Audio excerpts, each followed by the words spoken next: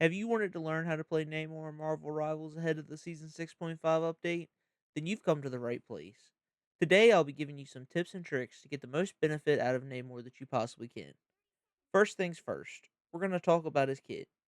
His base health is 275, which is higher than your average DPS at 250, and he has a movement speed of 6 meters a second. His left click ability is the Trident of Neptune. It does 75 base damage and fires around 1.09 TPS. And if you didn't know, that's tridents per second. You can get critical hits if you aim for the head, so it's always advised to go for the head, just like Thanos said. And who would have thought that he'd be right in the end? This trident has an infinite ammo source, but does suffer slightly from the slight arc that the projectile travels, so it might be a little bit harder to hit your flyers or your dive characters. Next, his right click ability is called Wrath of the Seven Seas. This throws out a heavier, slower trident that will direct all of your squid octopus creatures to attack that person. We will get into the squids a little bit later, but remember this when we get there. The Wrath of the Seven Seas does 40 damage instead of the 75 damage the regular Trident does.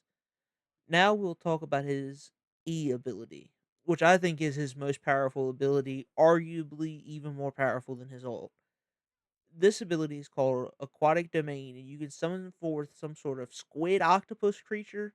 I'm still not sure what they really are called, and they will damage the enemies. You can only have 2 squids up at a time, so be cautious where you put them. You can pair this with his right click to lock down a squishy or get some solid damage on a tank, but if you don't do that, they'll fire at the closest enemy automatically. As far as locations for these squids, I want you to put them somewhere that isn't easily accessible to the enemy, but where your squids can get a good line of sight on the enemy. Now I know that may sound counterintuitive, but trust me, once you get some practice in, you'll learn quickly just where you need to place your squids. On to his shift ability. It's called Blessing of the Deep, and this is his get out of jail free card. By pressing shift, you'll launch 7 feet into the air and be encased in a protective bubble. This bubble has a 20-second cooldown and lasts for about 3 seconds, give or take. And trust me, that may not sound like a long time, but it's a really long time in a ranked game. So I'd use this one on low health and have it be a situational use rather than a proactive use. Namor is a little lacking in the mobility department, so please let me reiterate, don't use this as a way to get high ground for a fight, because when you're on 10 HP and your bubble's on a 15-second cooldown, you'll really wish you could get up out of there and leave. Finally, his cube ability, aka his ultimate. He summons forth Giganto, a giant whale that will damage enemies in 2 rings and knock them down, causing them to be immobile for 1.5 seconds, which should allow you to get those last second kills on squishies.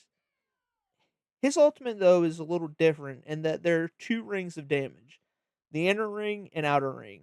The inner ring does around 500 damage, and the outer ring does 180 damage. But the key to this is that the outer ring extends vertically 3 meters, so he can knock those pesky flyers out of the sky. I would personally aim his ultimate so that the inner ring is on a tank and the outer ring is on the squishier characters. I know that may sound hard to do at first, but trust me, just like the squids, with time, this will become second nature to you. Now, let's talk about his disadvantages. His mobility and his reliance on cooldown are what I think are his 2 biggest disadvantages. His attack speed is a little slower than some of your DPS, so aim is key, but it's going to be hard to aim on a projectile character, which is what he is. He's not your hit scan, so he's not a Hela or a Phoenix. He is more of a projectile based character. He's also very vulnerable to dive characters, and if you're not really familiar with what a dive character is, let me explain. A dive character is somebody that has really high mobility and can get in, get a few hits off, and get out. Really, what you're looking at example wise is you're looking at your Venom, Spider Man, Black Panther, sometimes Wolverine. Those types of characters are the ones you'll want to look out for and try to ban in your gold 3 plus phases. You'll want to always try to keep one squid up because his DPS is heavily reliant on his squids.